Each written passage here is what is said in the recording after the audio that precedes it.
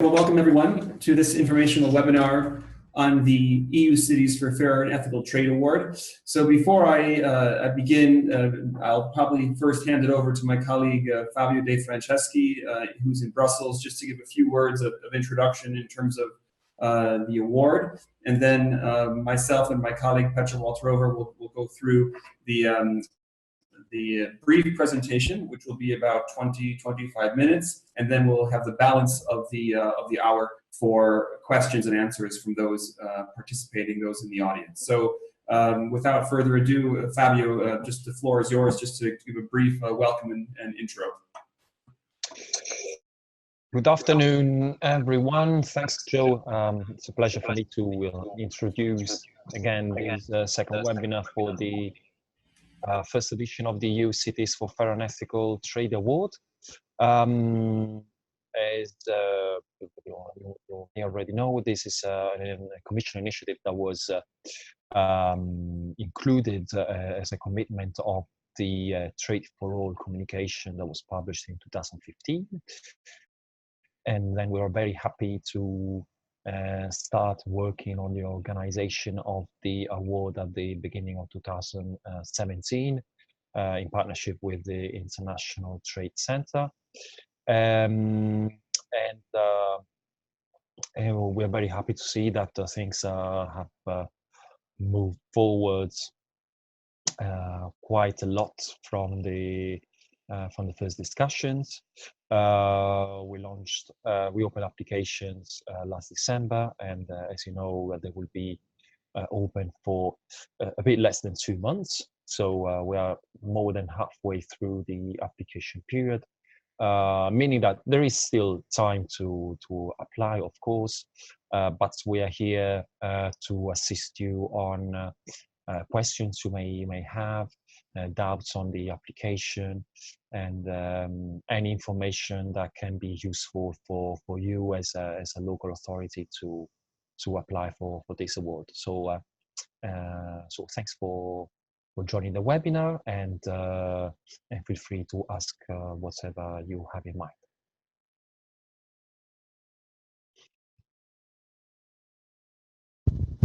I'll pass the floor to Joe again.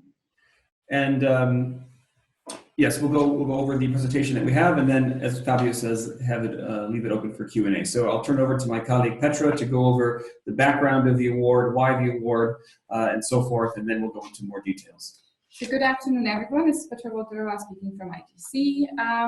We are starting with essentially looking at why we even organized an award. It's a completely new initiative. It's something that hasn't been in the market before. And as Fabio said, it's essentially from the communication Trade for All, from the trade and investment policy of the EU, where the EU essentially said it will support trade and ethical trade schemes, fair and ethical trade schemes. Sorry.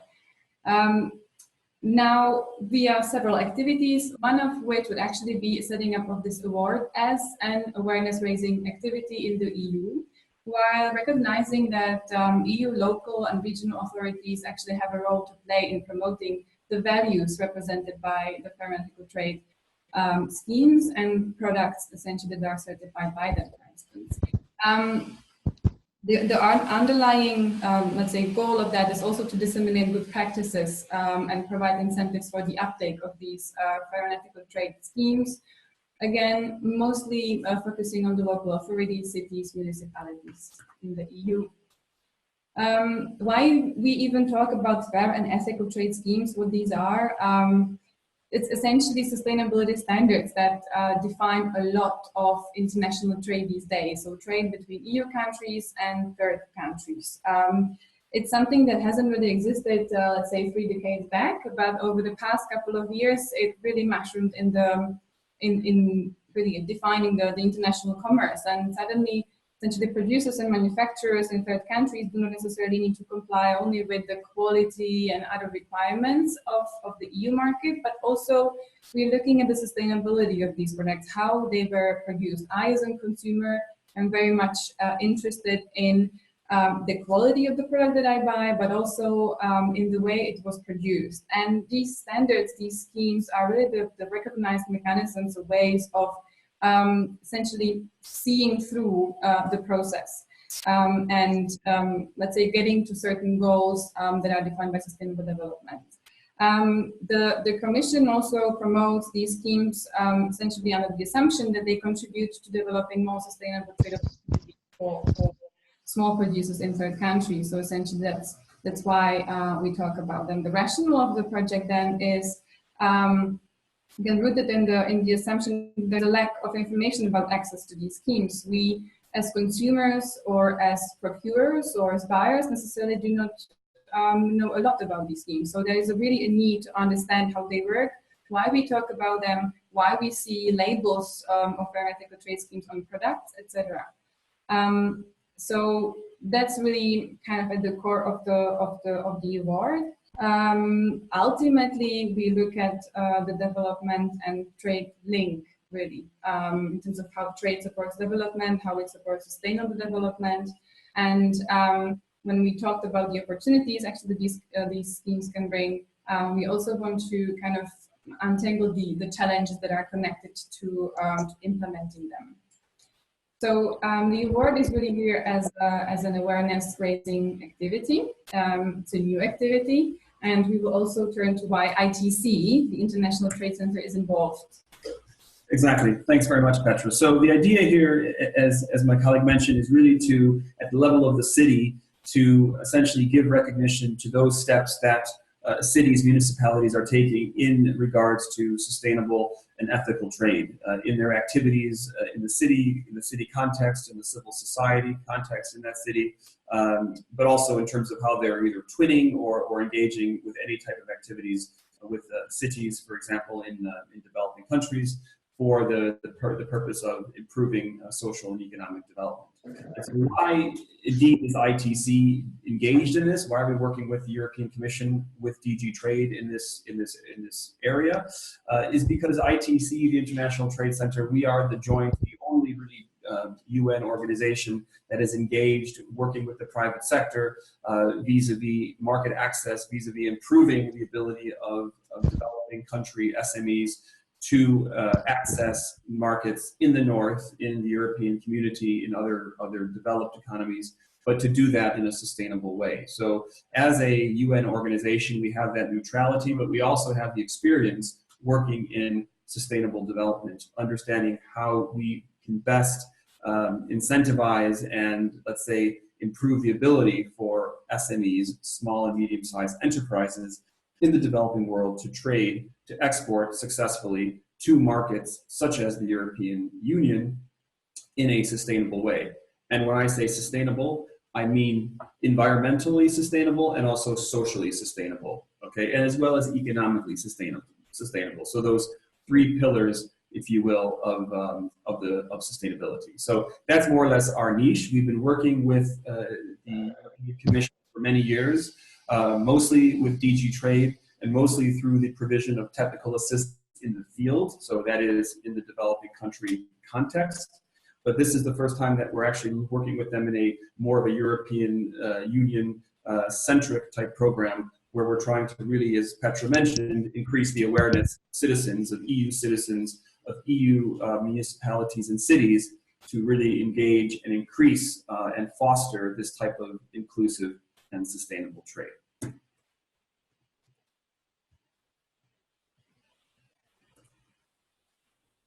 So moving on to the award itself, I'd like to spend just a few minutes to discuss the main features of the award. The award will be actually forward-looking. So what do I mean by that? I mean that even though the award will be issued in June, so the 27th of June to be precise, it will be a forward-looking award, which means that the city will receive it or be called the Fair and Ethical Trade City of 2019. We anticipate that this process will then be repeated every 2 years, so that the second, if you will, iteration, the second city will be awarded in 2020 for the city, the Fair and Ethical Trade City of 2021, if you follow that every 2 years.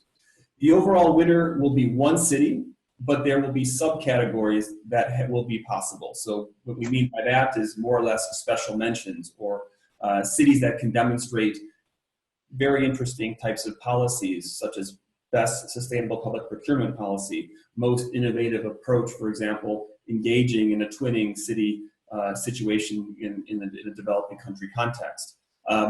Also external cooperation, and a smaller city between 20,000 and 100,000 inhabitants, demonstrating their contribution to sustainable trade and incentivizing this type of fair and ethical trade amongst their citizens in their city.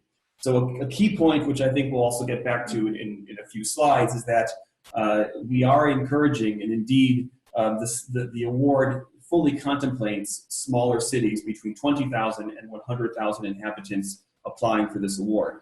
The application process has been specifically designed not to favor, if you will, larger cities at the capital city level, for example. Rather, we're looking at different types of approaches, different types of civil society involvement in sustainable and ethical trade. That really, when you look at size, it doesn't really matter. It's more or less the intent, the purpose, and the innovation that we're looking to really recognize. In terms of the evaluation criteria for the award, it's really a three-pillar approach. First, the city's policy framework. So what's the overall strategy, the leadership, the vision amongst the city municipality staff or the civil society, the business community? What are the different policy structures in place, the frameworks, et cetera, that support sustainable and fair and ethical trade? What kind of practical and observable effects can we see that spring from projects that are already in existence or are being planned or perhaps have been completed in the past? So really, the second pillar is observable effects or practices. And then finally, the third pillar of evaluation, our criteria, is really what kind of multi-stakeholder activities are taking place in the city ecosystem. And what do I mean by that? I mean, as I said earlier, not just the, let's say, municipality setting in terms of the city council or the political organization of the city, but rather also beyond that, civil society, NGOs, the business community. We're looking at this as a holistic picture of a city or municipality, not just limited to the political function of the city hall. And then last but not least, quite important is the context. And this goes again back to my comment in terms of the size. I mean, we're looking at a small city, a medium-sized city, and a large city, but the idea here is that the context in which certain practices have been put in place, certain policies or frameworks, or the activity or the engagement of civil society in many ways really can frame that. So if there is a super engaged civil society or business community, even in a smaller city, that could have potentially huge impact down the road, that is accounted equally as that of a city's program as well. There's also what we call the Living Book, which is available on the website, which Petra will show you in a few moments. And the Living Book is basically, it provides, I would say, guidance, it provides ideas and existing types of programs and practices that we at ITC and through our colleagues have identified, which could give interesting ideas for you as a city when you make your application. It could provide, let's say, food for thought ideas, how to reference activities that you're already perhaps engaging in. So the Living Book is also a key resource that I would suggest that you consult during the application process.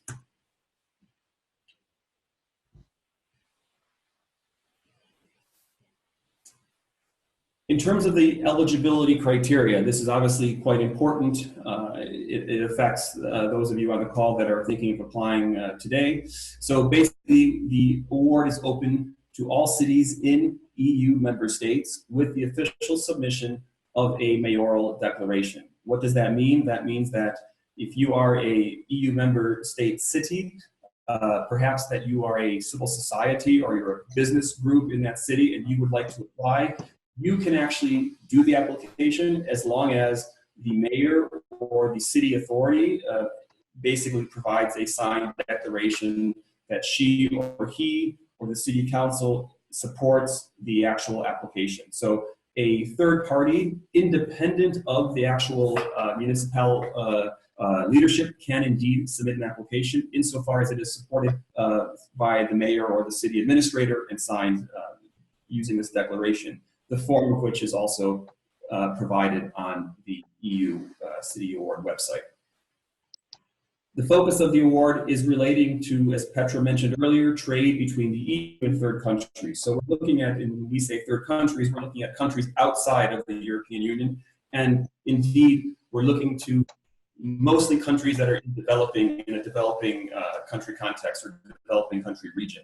So not saying EU trade with Japan, for example, but rather with a developing country in Latin America, Africa, Asia, for example. These are the types of targets that we're looking at. When we look at a city, what we're defining a city to be is an urban area, not including a metropolitan area, but an urban area with a local administrative unit governed by a city council or another form of elected body. The minimum threshold is 20,000 inhabitants. So that's the minimum. So above 20,000 inhabitants are indeed welcome to apply.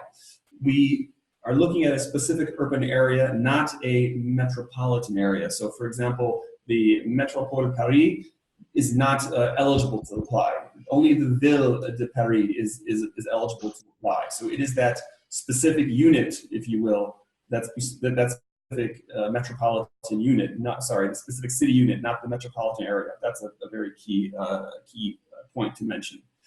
Also, I can't emphasize this enough, we're not limiting this to large cities. We really want smaller cities above 20,000 inhabitants to apply. It's really important to incentivize these types of cities. We've designed the application process not to be burdensome, not to be relying heavily on quantitative data or financially verifiable audit statements and things like that.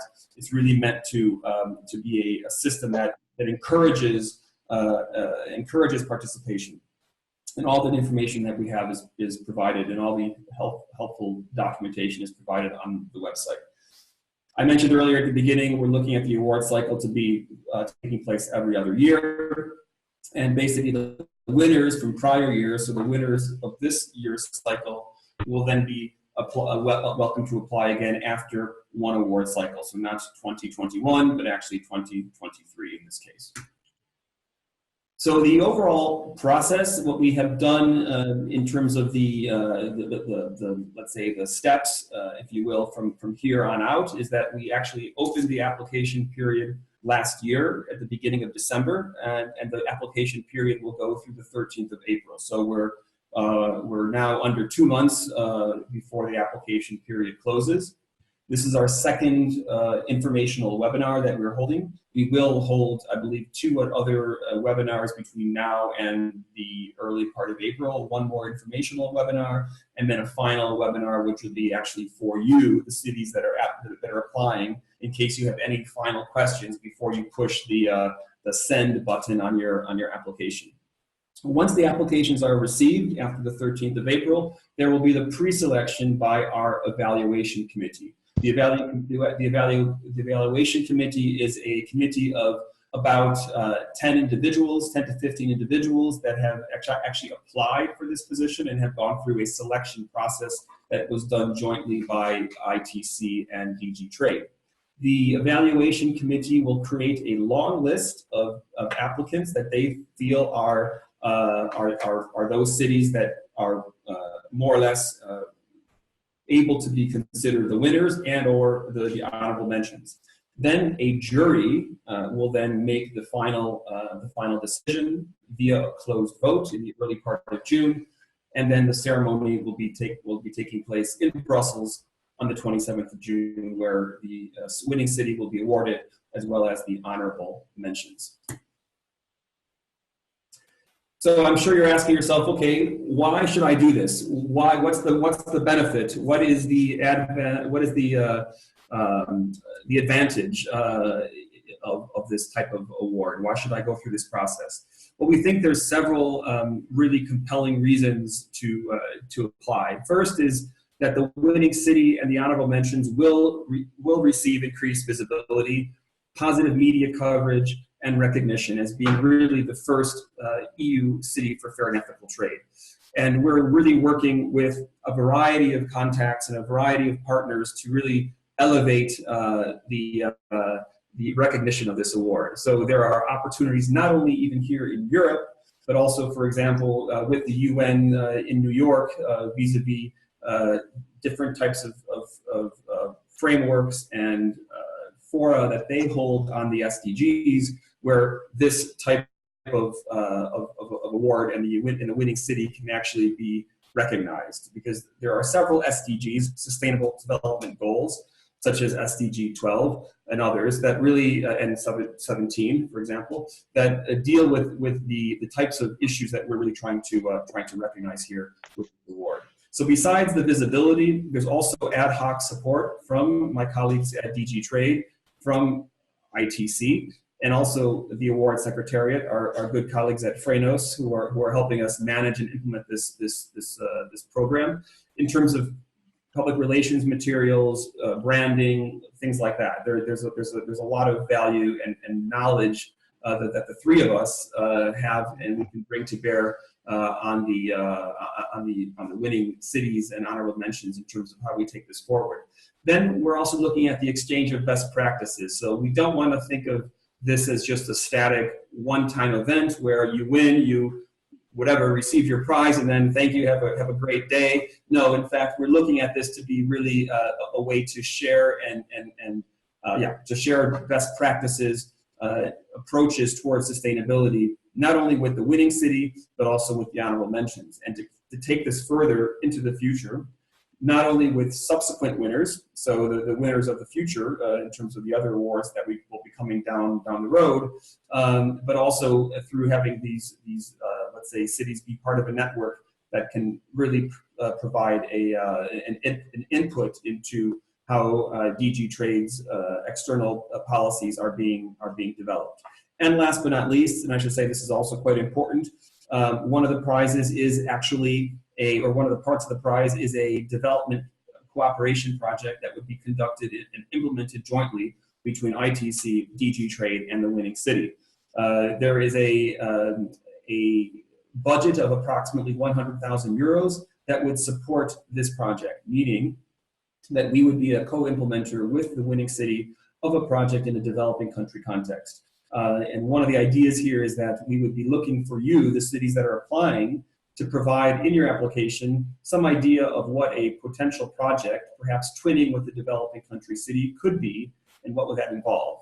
And there, if you do provide some good ideas, we could actually think of those to implement down the road at the end of 2018 and indeed in 2019 through this joint development cooperation project. So before I go into any more detail, what I'd like to do is also turn over now the presentation to my colleague, Petra, who will just go through the award website. Shall we first actually ask for first round questions? We could do that. That's a good idea. Before we actually go into the, let's say, practical part of this, when we show you the application online, how it actually looks like. So if you have any questions, we would encourage you to write them down in the chat window at this point. If there's anything when it comes to the rationale for the award or how it is set up, the process going forward, we're happy to receive it now. Otherwise, if you don't have any burning questions at this moment, then what we could do is we can jump to the web and we'll show you, we'll just go to do a quick demo of how the website works and where you can find relevant application materials. So I will stop sharing this presentation now and I will just quickly jump onto the website and we'll try to just a little moment. I will go back here and just okay. We should be now. So hopefully everyone sees the screen now. We're essentially at the landing page of the award web page, where we essentially share all the updates of what's coming next, and also all the details about the award. So essentially many of the things we have mentioned here already, the concept and the policy and background, some details on the upcoming ceremony, also a detailed process of how to apply. I will get back to that in a minute, essentially. Some more details from essentially what Joe already mentioned on the evaluation process.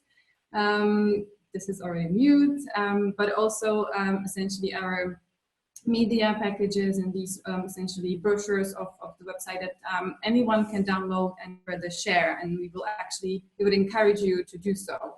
The brochure of the website is available in all 24 languages of the EU, so we would be really happy if essentially the participants here on the webinar would be also able to take them and spread the word at this stage of the application period.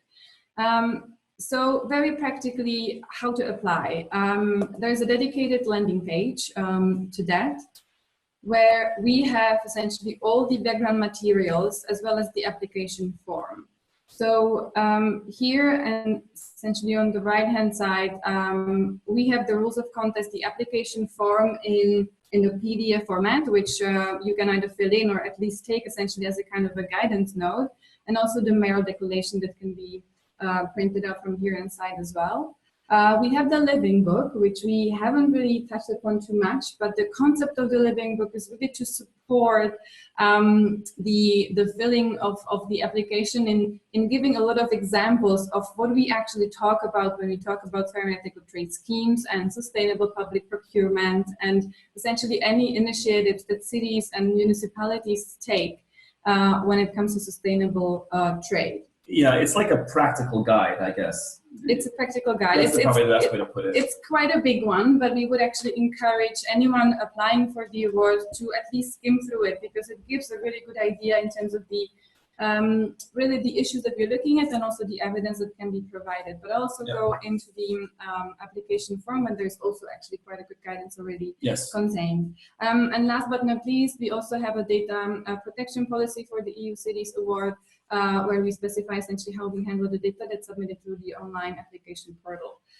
So I will get to that. We click on this button, and we essentially arrive at the landing page where, again, we have to click to apply now. And normally you are invited to create an account to actually be able to access this portal. I have done it already previously, so now I am essentially on my page where I have already created a placeholder or a kind of a draft of an application for my virtual city called Prezi.com. I don't know why. But essentially here it's a step-by-step approach of an online form. So there are no, let's say, surprises.